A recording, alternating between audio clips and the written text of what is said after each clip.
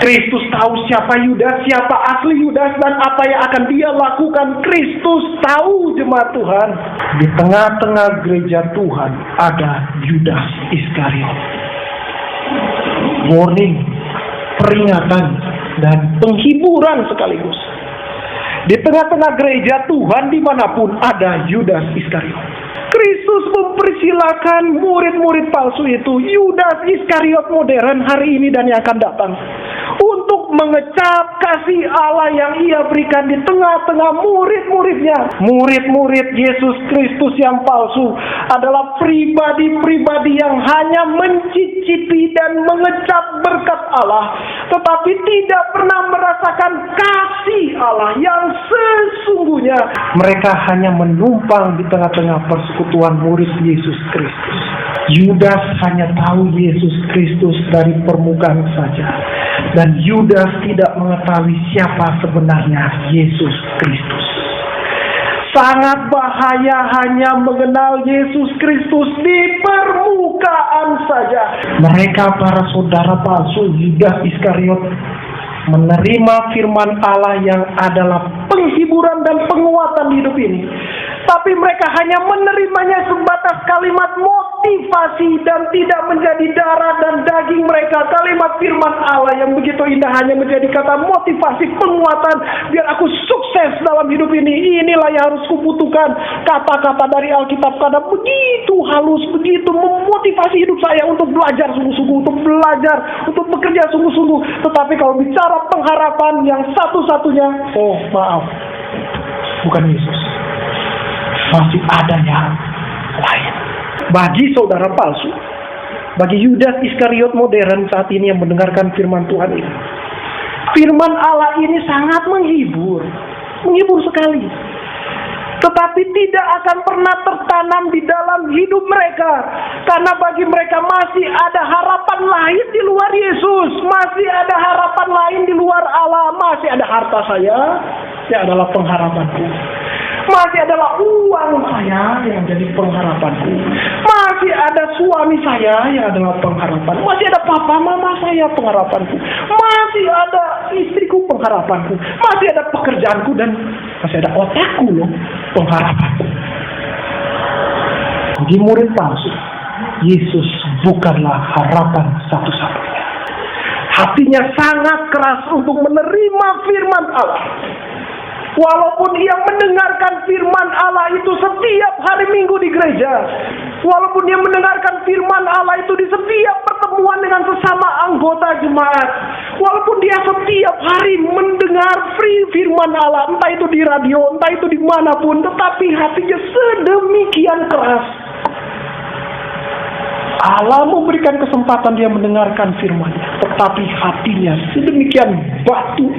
Mengapa tidak dari awal Kristus menolak memasukkan Yudas Iskariot di tengah-tengah bilangan para rasulnya? Bagaimana mungkin Allah yang Maha Kasih itu mentakdirkan Yudas Iskariot melakukan pengkhianatan ini? Di balik cerita pengkhianatan itu ada kemuliaan Allah.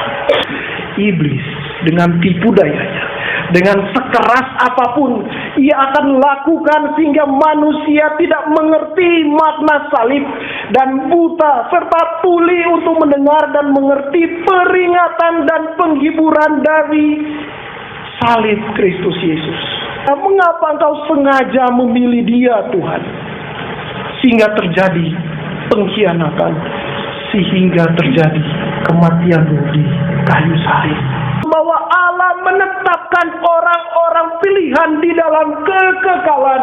Anda tidak suka atau suka, Allah sudah menyatakan dari awal pelayanan Kristus Yesus, bahwa ada orang pilihan yang ditetapkan oleh Allah di dalam kekekalan, dan ada orang yang tidak dipilih oleh Allah di dalam kekekalan.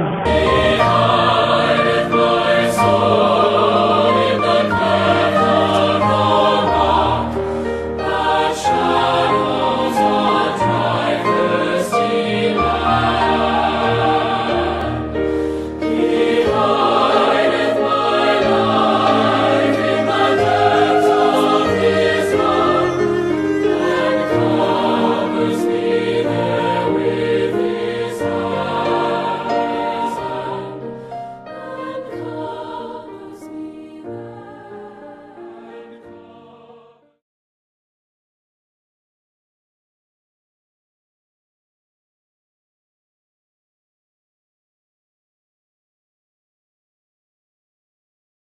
di ayat 19, dan Yudas Iskariot yang mengkhianati dia.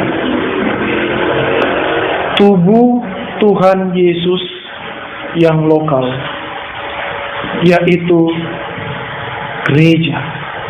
gereja lokal, disatukan di dalam pengharapan di dalam Yesus Kristus yang tersalibkan, mati dan bangkit pada hari yang ketiga, menerima penolakan karena pengharapan di dalam Kristus, dan menjadi penjala manusia selama hidupnya walaupun tertolak. Ini adalah tubuh Yesus Kristus, murid-murid Yesus Kristus yang kita pelajari minggu lalu. Apa itu gereja? Apa itu gereja lokal? Saat kita membaca Markus pasal 3 ayat 19, yang sama dengan Markus 3 ayat 19, yaitu Matius 10 ayat 4, Lukas 6 ayat 16, seolah-olah mata dan pikiran serta hati kita seolah-olah berhenti saat membaca dan mendengarkan nama Yudas Iskariot yang mengkhianati dia. Atau dengan kata lain, setelah membaca nama ke-11 murid-murid Kristus yang dikehendakinya untuk menyertai dia di dalam masa pelayanannya di muka bumi, tiba-tiba ada, di dalamnya ada Yudas Iskariot, dan diakhiri dengan yang mengkhianati dia.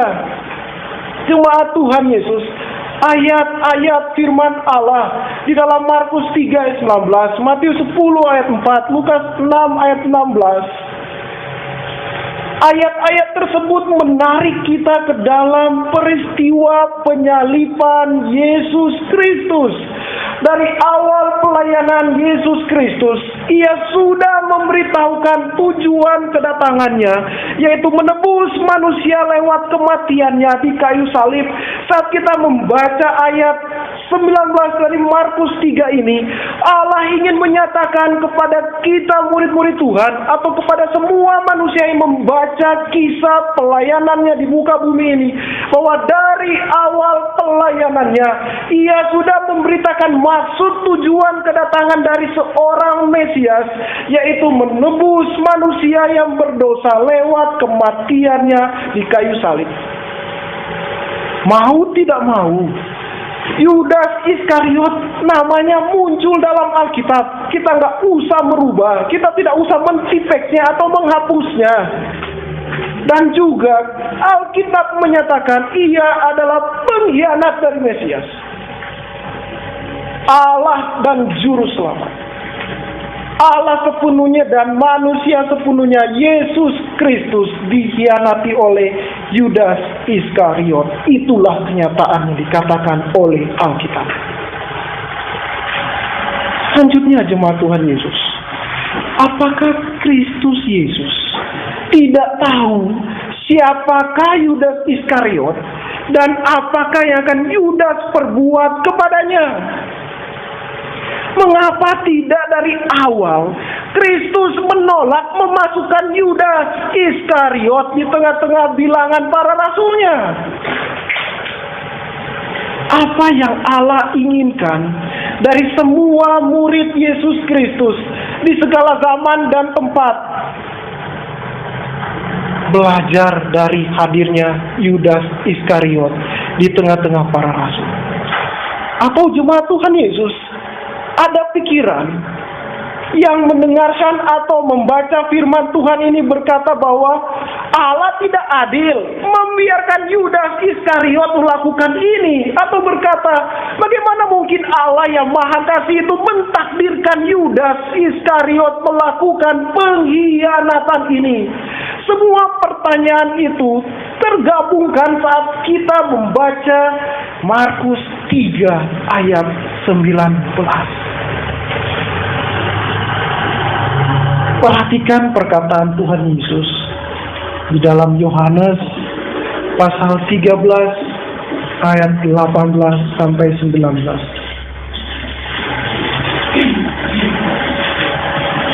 Firman ini Kristus katakan di dalam perjamuan Tuhan. Dengarkan firman Tuhan. Bukan tentang kamu semua aku berkata. Aku tahu siapa yang telah kupilih. Sekali lagi, aku tahu, Kristus tahu siapa yang telah Dia pilih. Tetapi haruslah genap nas ini. Orang yang makan rotiku telah mengangkat tumitnya terhadap aku. Aku mengatakannya kepadamu sekarang juga sebelum hal itu terjadi. Supaya jika hal itu terjadi, kamu percaya bahwa akulah Dia. Kristus berkata, garis bawahi ini jemaat Tuhan Yesus. Kamu percaya bahwa akulah Dia. Kata bahwa akulah Dia. Alkitab menarik kita ke dalam Keluaran 3 ayat 14. Di dalam Keluaran 3 ayat 14, saya akan baca untuk jemaat Tuhan Yesus. Firman Allah berkata, Keluaran 3 ayat 14. Firman Allah kepada Musa, Aku adalah aku. Lagi firman-Nya, beginilah kau katakan kepada orang Israel itu, Akulah aku telah mengutus aku kepadamu.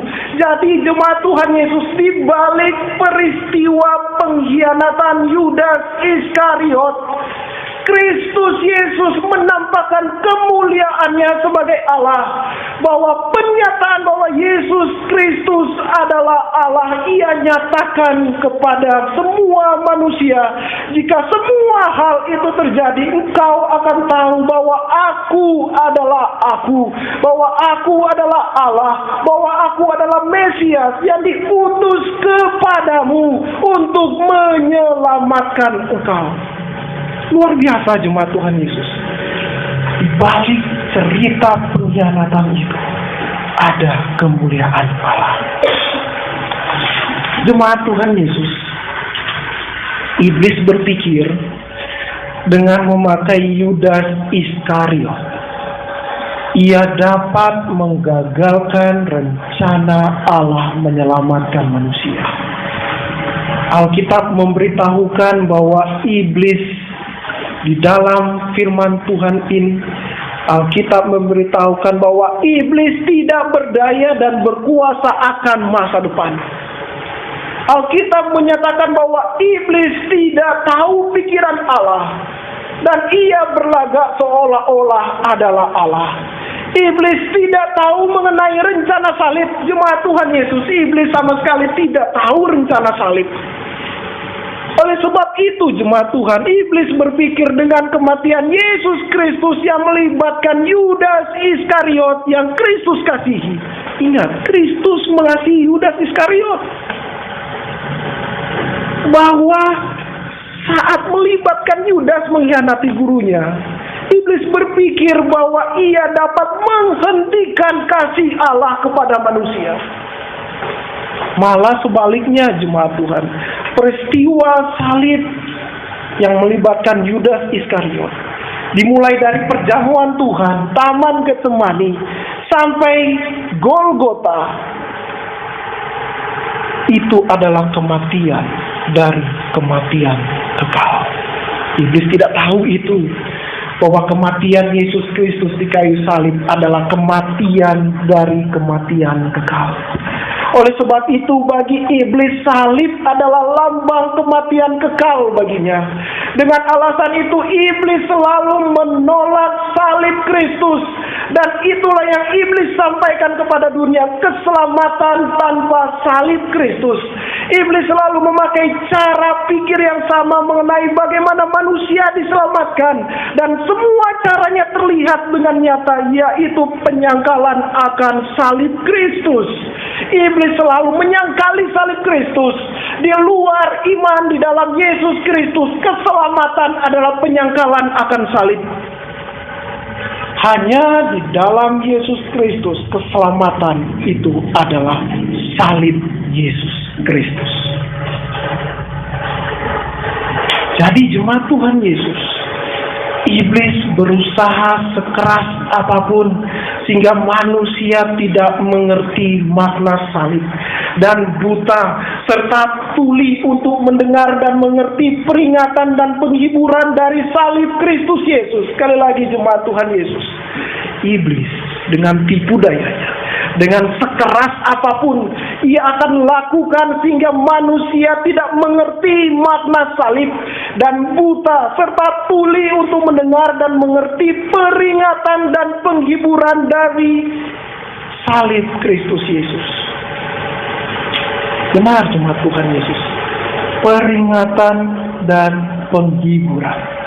Firman Allah adalah peringatan dan penghiburan bagi para murid Yesus Kristus, dan juga peringatan bagi orang berdosa, dan juga peringatan kepada orang-orang yang adalah Yudas Iskariot modern saat ini dan sampai akhir zaman. Melalui Yudas Iskariot yang menyerahkan Kristus Yesus ke salib, ada pesan yang Allah mau sampaikan kepada kita semua murid Yesus Kristus di segala zaman dan segala tempat. Pesan yang berupa peringatan dan penghiburan dari salib Kristus. Di dalam beberapa minggu yang akan datang, kita akan membahas peringatan dan penghiburan dari Allah melalui peristiwa pengkhianatan Yudas Iskariot yang menyerahkan Yesus Kristus untuk disalibkan. Ada tiga peringatan dan penghiburan dari Allah.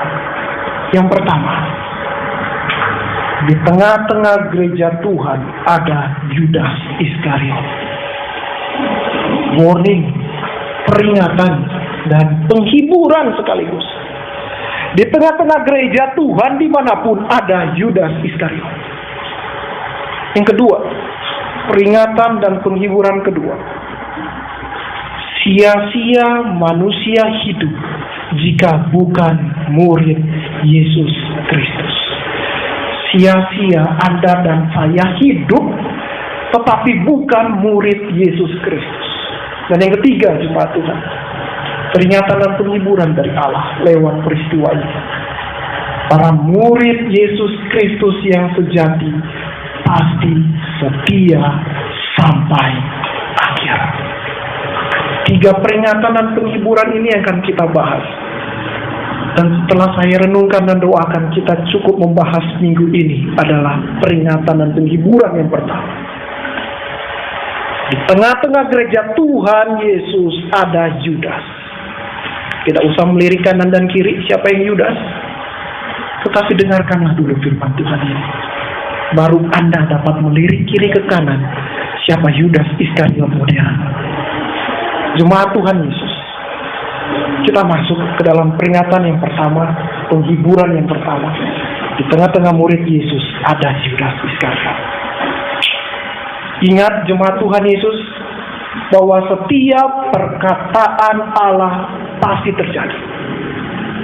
Semua murid Yesus Kristus akan mengakui, meyakini, dan mengimani setiap perkataan Allah Yesus Kristus pasti terjadi. Tidak ada satupun firman Allah tidak akan pernah terjadi dan tergenapi. Tidak ada jemaat Tuhan Yesus yang tidak akan pernah terjadi dan tidak akan pernah tergenapi. Yakinlah, percayalah, satu iota pun di dalam firman Allah pasti itu terjadi. Firman Allah di dalam Mazmur 41 ayat 10. Mazmur 41 ayat 10 saya baca untuk jemaat Tuhan. Ini yang dikutip oleh Kristus Yesus Sang Mesias. Bahkan sahabat karibku yang ku percayai, yang makan rotiku, telah mengangkat tumitnya terhadap aku. Sekali lagi jemaat Tuhan Yesus. Bahkan sahabat karibku yang ku percayai, yang makan rotiku telah mengangkat tupitnya terhadap aku. Dan firman Allah Mazmur 41 ayat 10 ini harus tergenapi dalam kehidupan Mesias Kristus Yesus. Kristus tidak memilih manakah firman yang harus tergenapi. Karena ini nggak bagus buat saya. Ini menderita buat saya. Jadi firman ini tidak usah tergenapi. Atau firman ini dibatalkan saja demi hukum. Karena saya kan Mesias. Yang nggak bagus-bagus nggak usah tergenapi. Semua yang bagus-bagus yang harus tergenapi. Tidak, jemaat Tuhan Yesus, lihat. Mazmur 41 harus tergenapi dan tidak mungkin dibatalkan oleh Allah dan manusia sepenuhnya, Yesus Kristus. Demikian juga jemaat Tuhan Yesus. Saat Kristus berkata dalam Matius 13 ayat 29 sampai 30. Matius 13 ayat 29 sampai 30. Tetapi ia berkata, jangan, sebab mungkin gandum itu ikut tercabut pada waktu kamu mencabut lalang itu. Biarkanlah keduanya tumbuh bersama sampai waktu menuai.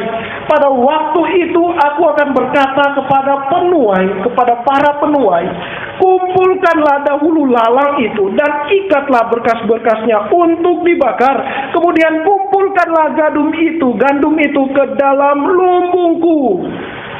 Firman Allah mengenai ilalang dan yang ada di antara gandum itu pun harus tergenapi.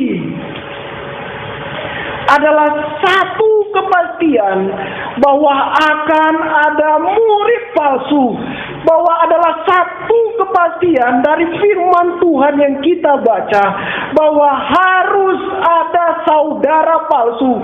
Harus ada murid palsu. Harus ada Yudas Iskariot di dalam persekutuan murid Yesus Kristus. Termasuk di gereja ini juga. Wow. Ini ada peringatan jemaat Tuhan Yesus. Ini adalah penghiburan juga jemaat Tuhan Yesus.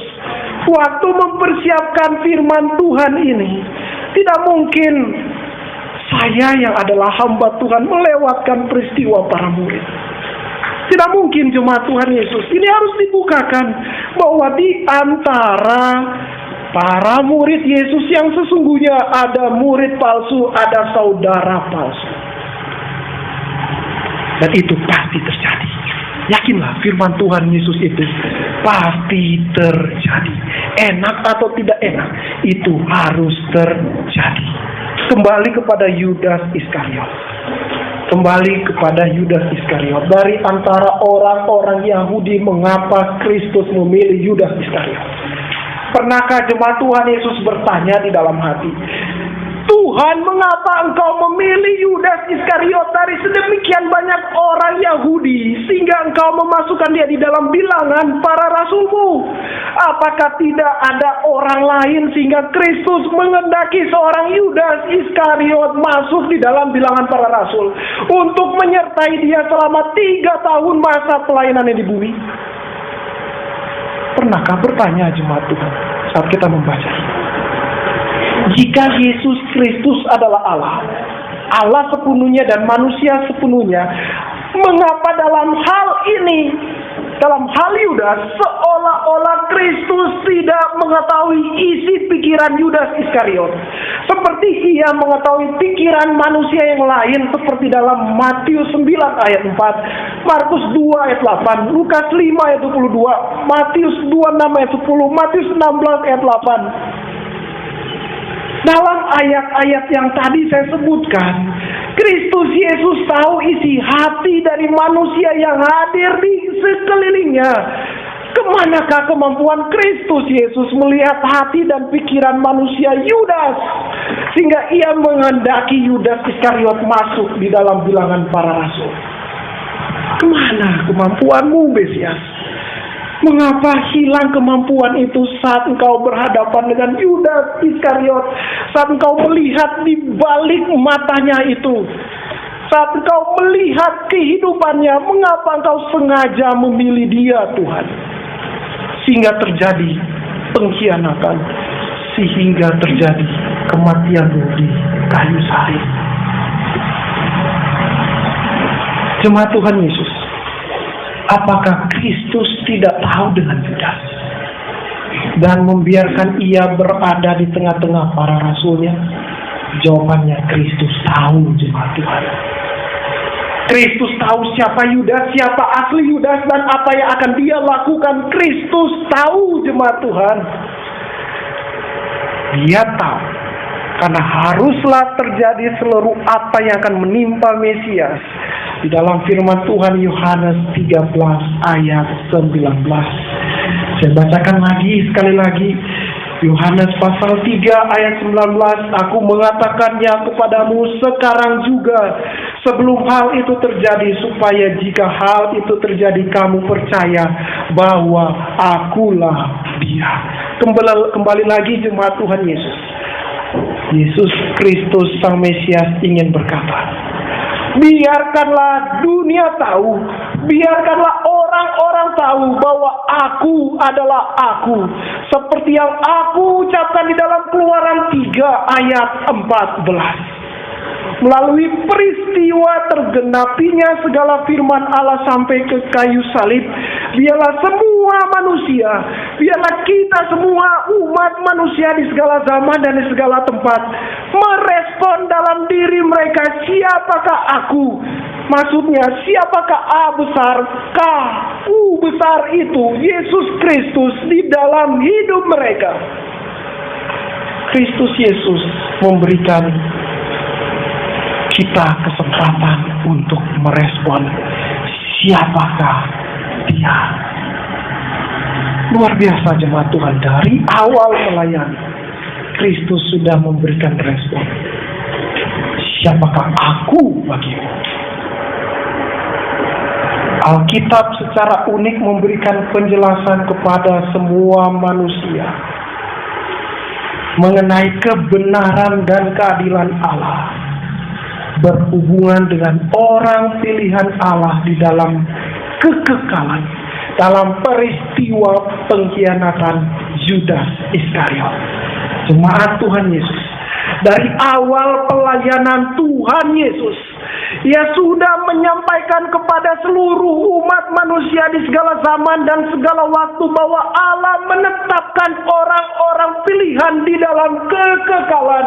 Anda tidak suka atau suka, Allah sudah menyatakan dari awal pelayanan Kristus Yesus bahwa ada orang pilihan yang ditetapkan oleh Allah di dalam kekekalan, dan ada orang yang tidak dipilih oleh Allah di dalam kekekalan. Suka atau tidak suka akan firman Tuhan yang akan saya bacakan, Roma 9 ayat 14 sampai 15. Saya akan bacakan kepada jemaat Tuhan Roma 9 ayat 14 sampai 15. Jika demikian, apakah yang hendak kita katakan, apakah Allah tidak adil? Mustahil. Sebab Ia berfirman kepada Musa, aku menaruh belas kasihan kepada siapa aku menaruh belas kasihan, dan aku bermurah hati kepada siapa aku bermurah hati. Itu firman Tuhan, jemaat Tuhan Yesus. Dari awal pelayanan, ingat baik-baik jemaat Tuhan Yesus, Kristus Yesus sudah memberitahukan mengenai pilihan, umat pilihan. Dengan menghendaki Yudas Iskariot masuk dalam bilangan para rasul, Allah yang hidup sedang menjawab Roma 9 ayat 14. Apakah Allah tidak adil? Apakah Allah tidak adil? Itu yang ada di dalam pikiran kita. Mengapa Allah tidak adil? Ada di dalam Alkitab bahwa aku telah memilih kamu di dalam kekekalan, dan ada yang tidak dipilih di dalam kekekalan. Dan kita manusia berteriak, Allah tidak adil. Mengapa engkau melakukan itu, Allah? Tetapi lewat peristiwa pengkhianatan Yudas Iskariot, ingat jemaat Tuhan Yesus, dengan mengkhianati Yudas Iskariot, masuk dalam bilangan para rasul atau murid asli dari Kristus. Allah memberikan suatu gambaran kesempatan kepada manusia yang menolaknya untuk hidup merasakan indahnya kasih Allah walaupun ia tidak akan pernah sampai kepada tujuan yang kekal. Yudas Iskariot hidup di dalam kasih Allah di tengah-tengah murid Yesus Kristus. Ia mendengarkan langsung pengajaran Allah yang hidup Yesus Kristus. Ia mendengarkan langsung nasihat dan arahan dari Mesias. Ia berbagi hidup dengan Mesias. Ia bersinggungan langsung dengan firman Allah yang hidup itu. Apa yang kurang jemaat Tuhan? Ia ada di dalam lingkupan kasih Allah yang maha kuasa. Allah membuka pintu untuk Yudas Iskariot. Allah membuka pintu untuk orang-orang yang menolaknya untuk masuk di dalam persekutuan para muridnya, agar mereka pun mendengar berita keselamatan. Berita keselamatan salib itu tidak tertutup bagi orang yang menolak Kristus sekalipun, jemaat Tuhan Yesus. Dan orang-orang yang Allah persilakan masuk, Yudas Iskariot dan semua murid palsu itu, diberikan kesempatan untuk merasakan, menikmati penghiburan dan peringatan dari Allah walaupun mereka tuli dan tidak akan menerimanya, walaupun mereka tidak akan pernah mendengarnya. Ada orang-orang yang bukan pilihan, Allah izinkan bergaul dengan anak-anaknya di dalam tubuhnya gereja. Allah membuka pintu yang lebar untuk semua orang yang bukan miliknya masuk ke dalam persekutuan murid-muridnya selama dunia ini masih ada. Silakan, Allah buka pintu, jangan tutup pintu bagi mereka. Silakan masuk, silakan dengar firman, silakan lihat bagaimana aku mengasihimu di antara murid-muridku. Kristus mempersilakan murid-murid palsu itu, Yudas Iskariot modern hari ini dan yang akan datang, untuk mengecap kasih Allah yang ia berikan di tengah-tengah murid-muridnya. Mengecap, pernah tahu apa itu mengecap? Ibrani 6 ayat 5 sampai 6. Ibrani pasal 6 ayat 5 sampai 6. Saya bacakan untuk jemaat Tuhan Yesus. Dan yang mengecap firman yang baik dari Allah dan karunia-karunia dunia yang akan datang, namun yang murtad lagi, tidak mungkin dibaharui sekali lagi sedemikian sehingga mereka bertobat. Sebab mereka menyalibkan lagi anak Allah bagi diri mereka dan menghinanya di muka umum. Mereka para saudara palsu, murid-murid Yesus Kristus yang palsu, adalah pribadi-pribadi yang hanya mencicipi dan mengecap berkat Allah, tetapi tidak pernah merasakan kasih Allah yang sesungguhnya.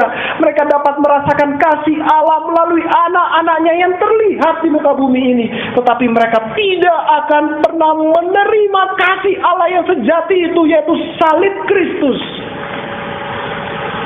Orang-orang ini dipersilakan menikmati kasih Tuhan, tetapi tidak sampai memenuhi hidup mereka, tidak sampai menyatu dengan hidup mereka. Perhatikan firman Allah di dalam Yohanes 6 ayat 55 sampai 56. Yohanes pasal 6 ayat 55 sampai 56. Saya baca untuk jemaat Tuhan Yesus. Sebab dagingku adalah benar-benar makanan, dan darahku adalah benar-benar minuman.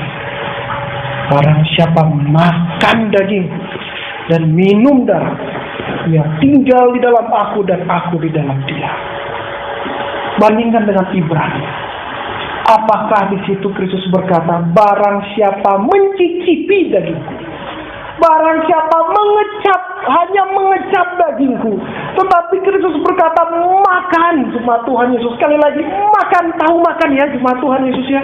benar-benar makan masuk mulut, kunyah pelan-pelan, benar-benar jadi kecil, masuk, menyatu, menjadi darah, menjadi daging, menyatu benar-benar dengan firman Tuhan. Allah tidak mau hanya sebatas mengecap firman-Nya, tetapi Allah mau makan firman-Nya, benar-benar satu dengan firman-Nya, jemaat Tuhan Yesus. Yudas Iskariot, dan bukan hanya Yudas Iskariot firman ini, tetapi kepada semua saudara palsu di segala zaman dan di segala tempat. Mereka hanya menumpang di tengah-tengah persekutuan murid Yesus Kristus. Numpang, jemaat Tuhan Yesus. Parasit, tahu parasit? Silakan hidup, tetapi parasit. Dan tidak akan pernah sampai di tujuan kekal, yaitu kerajaan Allah. Tujuan mereka hanya sampai di dunia ini, dan akan binasa kekal bersama dunia ini, karena mereka milik dunia ini. Mengapa, jemaat Tuhan? Karena saudara palsu ini, Yudas Iskariot ini, tidak memiliki pengharapan yang sama dengan anak-anak Allah yang lain. Dia tidak memiliki pengharapan yang sama dengan anak-anak Allah yang lain. Hatinya demikian keras. Hatinya sangat keras untuk menerima firman Allah. Walaupun ia mendengarkan firman Allah itu setiap hari Minggu di gereja, walaupun dia mendengarkan firman Allah itu di setiap pertemuan dengan sesama anggota jemaat, walaupun dia setiap hari mendengar firman Allah, entah itu di radio, entah itu dimanapun, tetapi hatinya sedemikian keras. Allah memberikan kesempatan dia mendengarkan firman-Nya, tetapi hatinya sedemikian batu. Yang ada orang kepala batu, ada juga hati batu. Bukan main kerasnya. Seolah-olah firman Allah itu mentah lagi, masuk mentah lagi.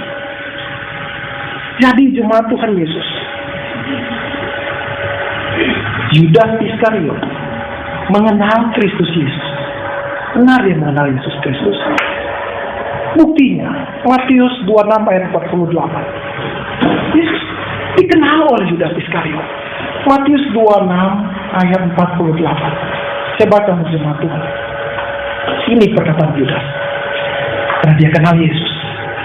Orang yang menyerahkan dia telah memberitahukan tanda ini kepada mereka. Orang yang kucium itulah dia, tangkaplah dia. Ini sandinya Yudas Iskariot. Mengapa dia perlu berkata seperti itu, jemaat Tuhan Yesus? Karena secara fisik Yudas kenal Yesus.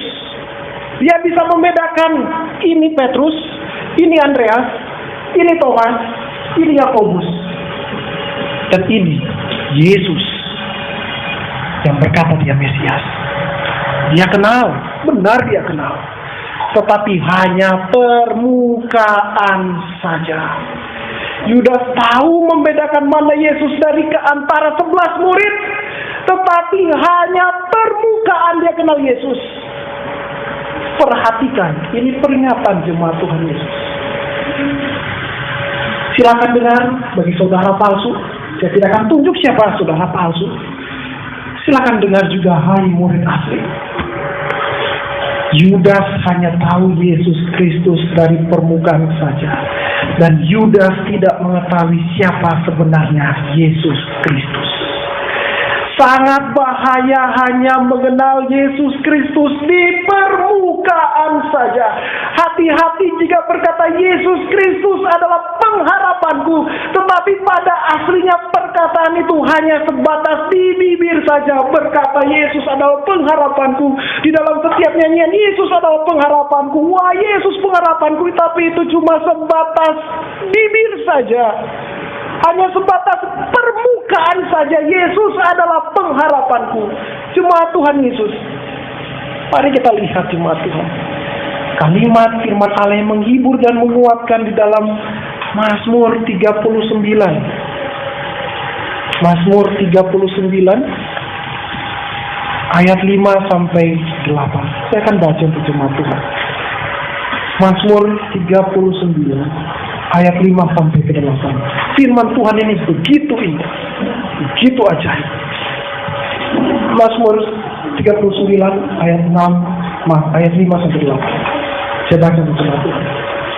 Ya Tuhan, beritahukanlah kepadaku ajalku dan apa batas umurku, supaya aku mengetahui betapa fananya aku. Sungguh hanya beberapa telempat saja kau tentukan umurku. Bagimu hidupku seperti sesuatu yang hampa. Ya, setiap manusia hanyalah kesia-siaan. Ia hanyalah bayangan yang berlalu. Ia hanya mempeributkan yang sia-sia dan menimbun, tetapi tidak tahu siapa yang merauhnya nanti. Dan sekarang apakah yang kunanti-nantikan itu? Kepadamulah aku berharap. Jemaat Tuhan Yesus yang baca firman Tuhan ini, kalimat terakhir, kepadamulah aku berharap. Sungguh-sungguhkah kita berharap hanya kepada Allah atau hanya di bibir saja? Saya bacakan lagi, Mazmur 44 ayat 4 sampai 8. Mazmur 44 ayat 4 sampai 8. Sebab bukan dengan pedang mereka menduduki negeri, bukan lengan mereka yang memberikan mereka kemenangan, melainkan tangan kananmu dan lenganmu dan cahaya wajahmu, sebab engkau berkenan kepada mereka. Engkaulah Rajaku dan Allahku yang memerintahkan kemenangan bagi Yakub. Dengan engkaulah kami menanduk para lawan kami. Dengan namamu lah kami menginjak-injak orang-orang yang bangkit menyerang kami. Sebab bukan kepada panahku aku percaya, dan pedangku pun tidak memberi aku kemenangan, tapi engkaulah yang memberi kami kemenangan terhadap para lawan kami. Dan orang-orang yang membenci kami kau beri malu. Sekali lagi firman Tuhan Alkitab mengatakan betapa fananya kita dan betapa Kristus Allah itu agung dan kekal, dan tidak ada pengharapan di luar Dia. Tetapi jemaat Tuhan Yesus, bagi saudara palsu, bagi Yudas Iskariot modern saat ini yang mendengarkan firman Tuhan ini, firman Allah ini sangat menghibur sekali. Tetapi tidak akan pernah tertanam di dalam hidup mereka. Karena bagi mereka masih ada harapan lain di luar Yesus. Masih ada harapan lain di luar Allah. Masih ada harta saya, yang adalah pengharapanku. Masih adalah uang saya yang jadi pengharapanku. Masih ada suami saya yang adalah pengharapan. Masih ada papa mama saya pengharapanku. Masih ada istriku pengharapanku. Masih ada pekerjaanku dan masih ada otakku loh pengharapanku. Palsu katanya mengharap kepada Allah. Tidak benar-benar totalitas berharap kepada Allah. Bagi murid palsu, Yesus bukanlah harapan satu-satunya. Dia masih mempunyai tambahan yang lain. Mereka para saudara palsu Yudas Iskariot menerima firman Allah yang adalah penghiburan dan penguatan di hidup ini. Tapi mereka hanya menerimanya sebatas kalimat motivasi dan tidak menjadi darah dan daging mereka. Kalimat firman Allah yang begitu indah hanya menjadi kata motivasi, penguatan. Biar aku sukses dalam hidup ini. Inilah yang harus kubutuhkan. Kata-kata dari Alkitab karena begitu halus, begitu memotivasi hidup saya untuk belajar sungguh-sungguh, untuk belajar, untuk bekerja sungguh-sungguh. Tetapi kalau bicara pengharapan yang satu-satunya, oh maaf, bukan Yesus. Masih ada yang lain. Cuma Tuhan Yesus semakin lama dan semakin lambat menunda menerima firman Allah, maka semakin keras hati untuk taat kepada Allah. Saudara palsu ini hanya dapat berkata mengenal Yesus Kristus, tetapi pengenalan mereka akan Tuhan Yesus hanya di permukaan saja dan sangat dangkal. Hanya di bibir saja mereka berkata Yesus adalah pengharapan mereka. Jemaat Tuhan Yesus, firman Allah sedang bermata dua. Bukan hanya kepada jemaat Tuhan yang mendengarkan, hamba juga yang memberitakan ini. Sudahkah sungguh-sungguh